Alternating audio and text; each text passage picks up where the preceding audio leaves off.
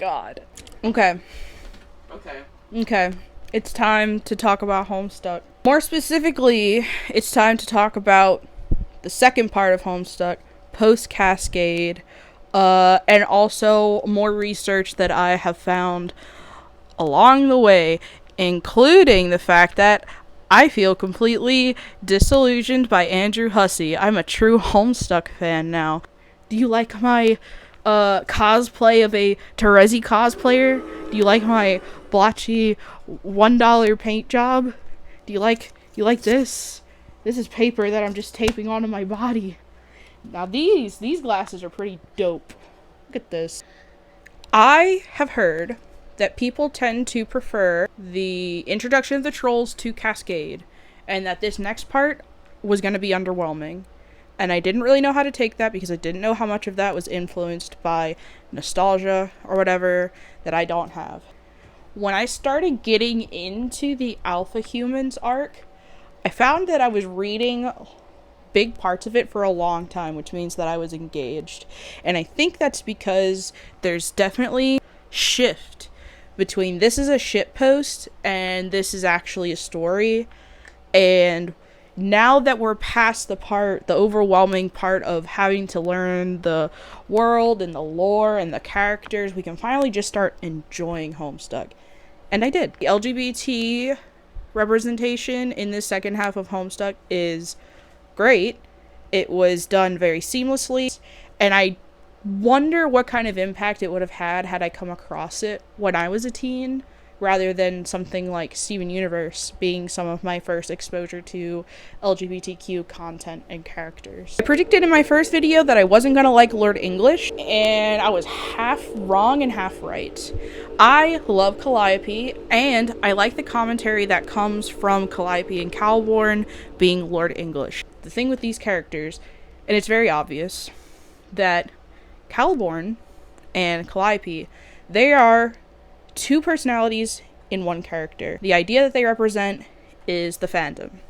Calliope represents the positive aspects of a fandom, Calborn represents the toxic parts of a fandom, and Lord English ends up being one of the main, if not the main bad guy of the entire story, essentially an allegory for the fact that the fandom at that point ended up being the main antagonist of itself, of the story, and ended up becoming a driving force within that. Now, I will be completely upfront here.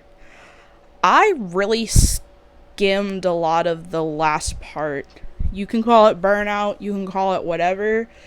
A lot of it was just blocks and walls of texts of conversation, which is what Homestuck had been up to that point anyway.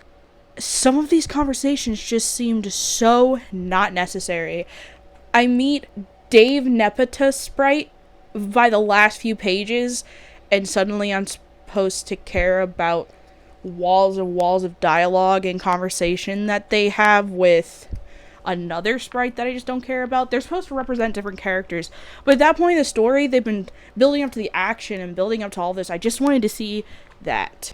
And we cannot forget to talk about the retcon.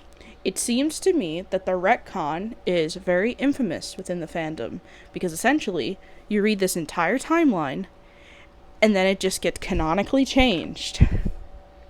And for what? When I first read it, I was like, I don't know, I think people are kind of taking this a little too hard.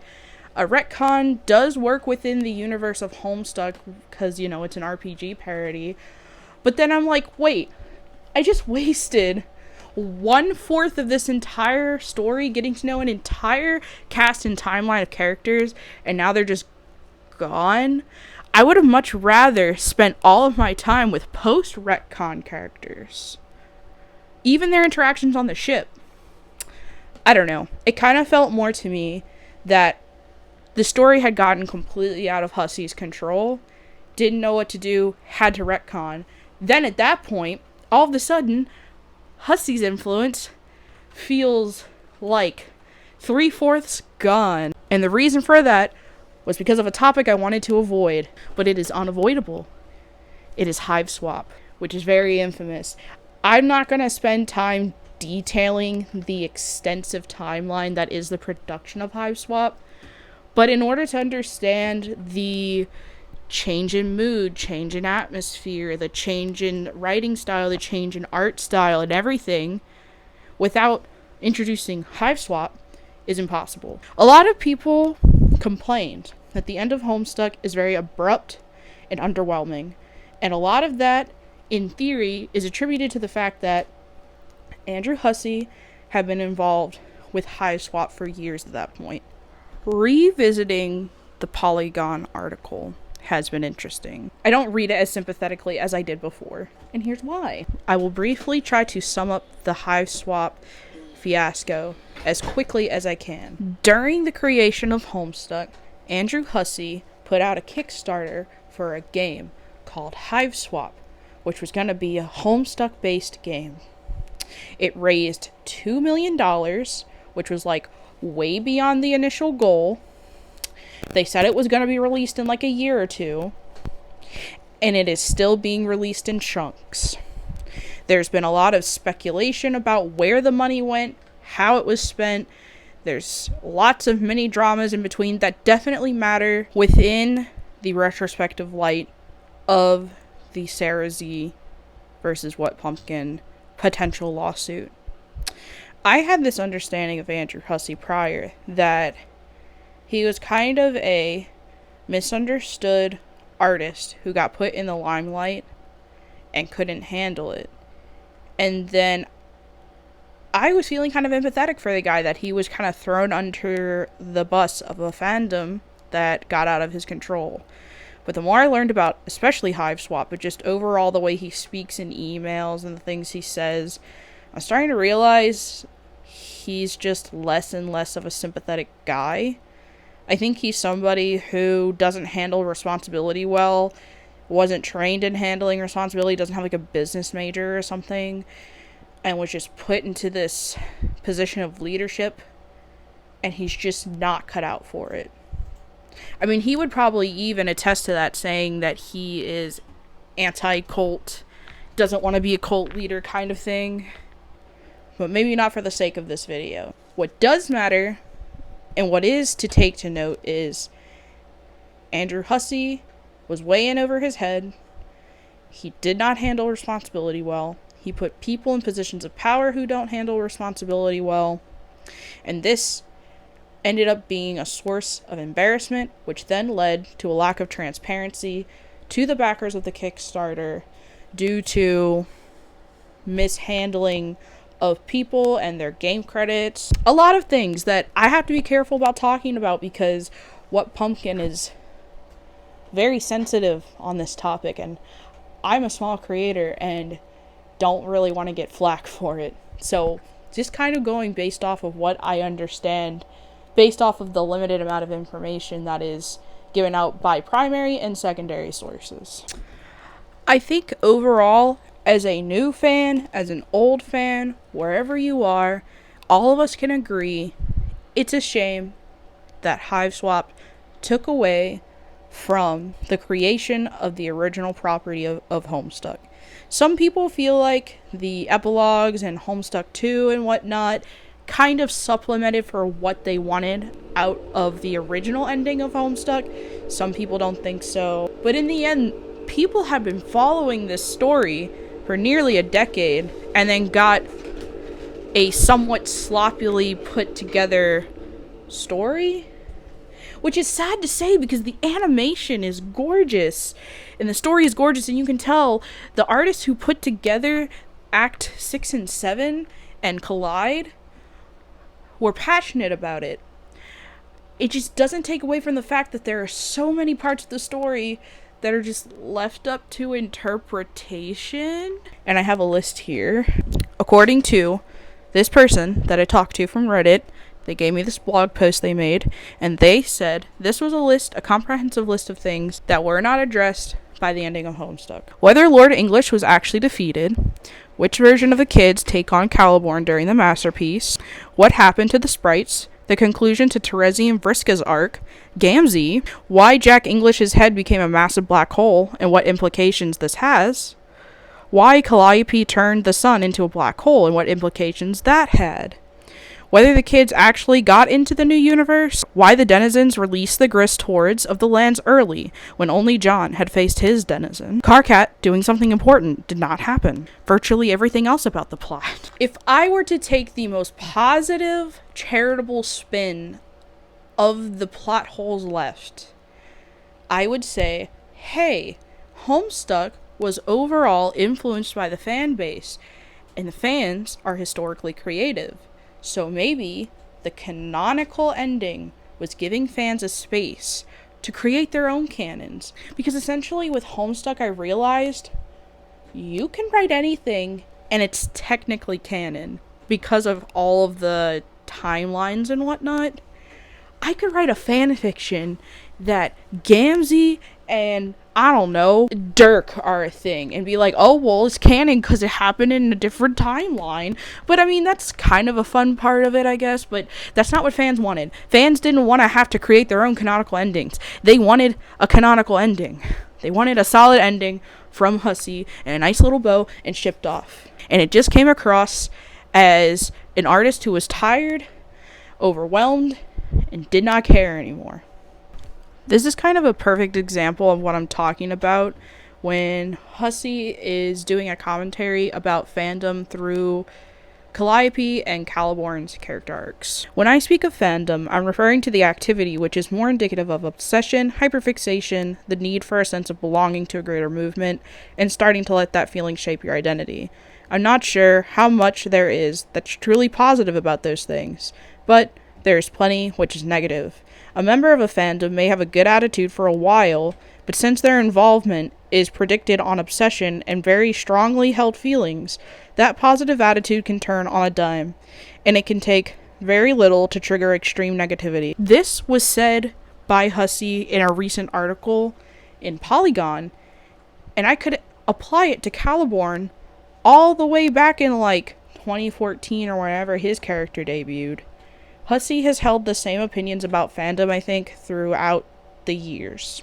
Compared to what he says versus the themes that are supposedly within Psycholonials and the themes that are held within Calliope and Caliborn as characters. Hussie has always spoken or tried to speak in an aggressively contemporary tone. What he wrote in 2008 sounds like it was written for the internet in 2008, with all its charm and all its baggage. Homestuck began in 2009. Remember internet culture in 2009? The R slur was still an acceptable insult back then. Among the dominant cultural groups, back as an archive reader in the 2020-somethings, though, reading the R slur in casual conversation is jarring. Why is that there? That shouldn't be there. This effect had a notable impact on the tone of the comic. 13-year-old boys who insultingly called each other gay as playful insults, or prefaced their interactions with no homo clauses, would become very different characters in 2015. Sexuality isn't an insult now, it's a character arc. All this change can sometimes rub old Homestuck fans who liked everything about the atmosphere of the 2000s the wrong way. It can feel like the second half of Homestuck is subverting the story they knew and loved, because, well, it's different. In back corners of the internet, you'll hear that Homestuck was somehow taken over by SJWs, or even conspiracy theories that later parts of Homestuck were ghostwritten by another author entirely. On the other side of the room, you'll have people who raid Homestuck, see how it develops well-written gay, trans, and non-binary main characters in its later half, and treat the full body of Homestuck as thoughtful queer fiction. Neither of these is quite right. Both forget how long Homestuck was a serial work, and how much the contemporary culture it mirrored changed over its run. Homestuck reframed earlier events as its fans themselves recontextualized them in a changing world. Likewise, Homestuck re-engaged with queer topics only as and because they became a topic of conversation online. Andrew's writing reflected the culture of the internet as it happened, and reading it as an archive work invokes all those difficulties with it. When people describe Homestuck now, they might mention that the first part is dated, due to contemporary references, slurs, insensitivity, and the like. But that forgets that Homestuck intentionally, extremely, and unavoidably a product of its time, and the internet culture that gives it its charm is the same thing that can leave a bad taste in people's mouths. I think such a good example of this, in a nutshell, is Dave's relationship with his older brother. In the beginning, Dave was having epic rooftop fights with his older brother, and then one of the very last conversations that's had between him and Dirk, deconstructing the abuse and neglect that his older brother inflicted on him. And I think that this person is right. I think that it's obvious this wasn't the original intention, but Homestuck really is a good mirror for the culture that is presented online at the time. I think the reinterpretation is pretty cool, especially if there were people who grew up and read Dave's story, and then as they grow older were like, wow, that was kind of fucked up, and then realize that they see parallels of that in their own life. So then the conversation that Dave has with Dirk on top of the rooftop is then healing not only for the character, but for the original fans. And I think that's one of the best qualities about Homestuck. I've been listening to a lot of video essays about it, and a lot of people talk about different parts where Homestuck made them cry. I can't relate, but to say that there aren't heartfelt moments would be a disservice. I think these people that are impacted by the media so much are definitely the long-term fans. That isn't to say you can't be a new fan and be impacted in the same way, but the fact that people have grown up with these characters, I think, can make a big difference. Also, I forgot to mention, there is a scene that made me cry laugh, and I had to pause it and make my husband come into the room and watch it with me, and it's the scene where Karkat and Dave are fighting over a pen. When I tell you I was crying laughing, it was hilarious. Oh, also, shout out to the Voxus team that voice dubbed that, because I think my experience reading it would have been entirely different had I not watched the dub, so thank you for that. That was really funny. Okay, to go into the Hiveswap business a little bit more, just based on the top of my head what I remember, there was a lot of promises made to people who backed Hiveswap. This is all documented in a controversial timeline that is noted in another creator's video. So, how should I put this? I think a good example of how vitriolic and hostile What Pumpkin can be to people who bring up the mistakes of their company, especially pertaining to Hiveswap, is said situation. Especially talking with somebody who is involved in the situation, their take on it was that the most controversial part of that entire fiasco was that there were people who just didn't like the events. The thing is, one of the primary sources that was cited in the timeline, according to Andrew Hussie and What Pumpkin, is a bad actor. But this was never confirmed in any way. Based on this creator's point of view, they claim, based on what Andrew Hussie has reported, that yeah, said bad actor did a fucked up thing. Andrew Hussie claims the bad actor gives this person information, which then reflects poorly on What Pumpkin. But I'm sorry to say that doesn't matter even if that guy made up stuff. Based on all the other testimonials, What Pumpkin and Andrew Hussie still come out looking pretty bad in that situation. And there are other videos who detail this a ton and can do way better than me. Heck, even just go read the timeline yourself, even though it's alleged and none of it is backed up in whatever legal stuff I have to say to cover my ass, but there are other people who cover the topic better than me. I'm just here to really talk about Homestuck, its creation, and its creator. Okay? And its impact on the internet. Yeah. Yeah, you agree? Yeah. I think especially learning about the events of Hiveswap and hearing the tone of voice of Hussie in the emails sent to said creator has entirely flipped my understanding of Andrew Hussie, which is unfortunate because he really is such a facet of creativity, and it's unfortunate that he has treated workers around him not so great.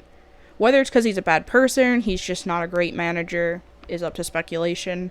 That a can't really get into. I'm not there, don't know him, but just based on the little bit that I've seen of him, if you watch live videos of this guy, he looks so awkward and so shy. This looks like a guy who accidentally made it big. He just wanted to create something in a forum with people, and then it got picked up by a group of 4chaners, Newgrounders, and Tumblr people. He tried to roll with it and got burned, and now everybody remembers him poorly for it, and it's a lot of it his fault, but I think some of it he was just ill-equipped for, and that sucks, because Homestuck means a lot of different things to a lot of different people, and a lot of it is good things, and a lot of it not so great. I think the thing that has fascinated me most about Homestuck is its appeal to so many different kinds of people. It originally started out with an audience of 4chaners, Newgrounder types, and then somehow